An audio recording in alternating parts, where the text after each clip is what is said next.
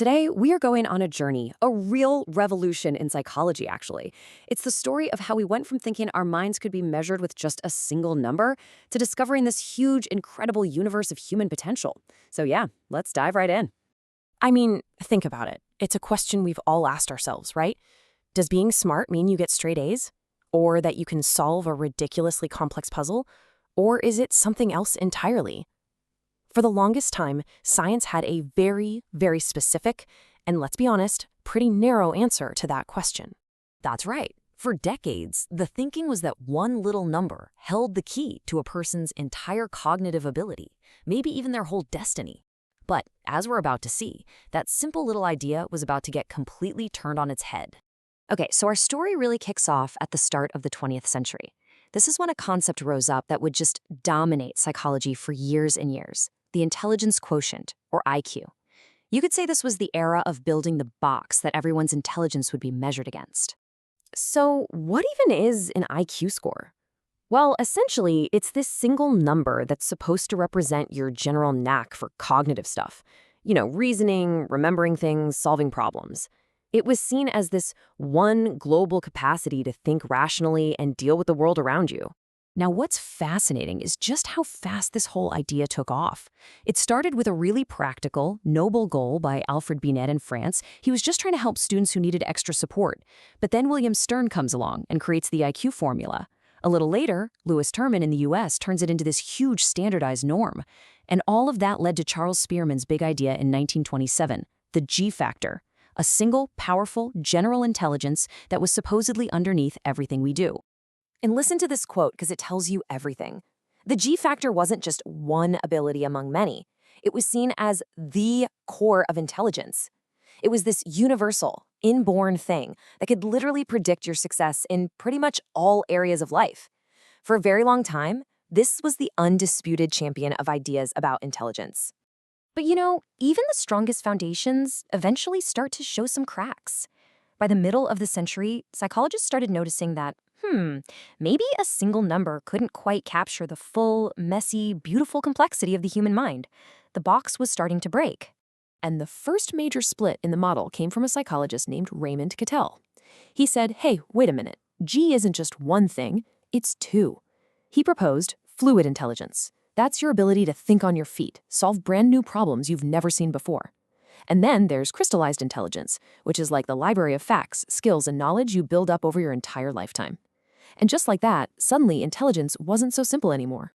And you know what happens when a crack appears? It opens the floodgates. What came next was nothing short of a revolution, a complete and total expansion of what it even means to be smart. So let's jump forward to the 1980s, because this decade was absolutely pivotal. Two thinkers, Robert Sternberg and Howard Gardner, they basically came along and challenged the very idea of a single or even a dual intelligence. They argued that we needed to look way, way beyond the narrow limits of traditional IQ tests. First up, you've got Robert Sternberg and his triarchic theory. He argued for three different kinds of intelligence. There's analytical intelligence, your classic book smarts, which is what IQ tests are pretty good at measuring. But then there's also creative intelligence, the ability to come up with new, interesting ideas. And maybe most importantly, practical intelligence, what we'd call street smarts, the common sense to solve real-world everyday problems. So Sternberg definitely opened the door, but another psychologist was about to blow it right off its hinges. He asked this really radical question. What if we've been looking at intelligence all wrong? What if it's not a single thing, or even three things, but a whole collection of different abilities? This new wild idea proposed, what if there were at least 8 of them?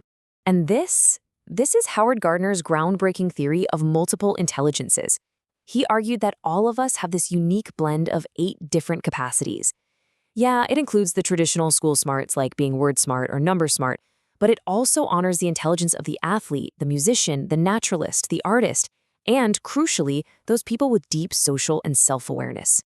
So look, that's a really cool history lesson, but why does any of this journey from one number to many intelligences actually matter so much?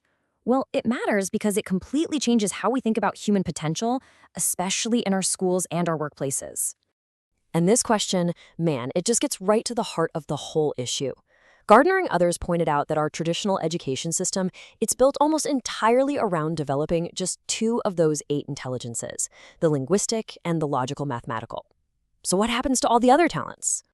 If we really take this idea of multiple intelligences seriously, it means we need a fundamental shift. It means schools have to start nurturing all kinds of talents, not just academic ones. Curriculums need to get broader. Teachers need to use all sorts of different strategies to reach every single student. And maybe the biggest one of all, we need to find new ways to assess what students are learning, ways that go far beyond a single standardized test score.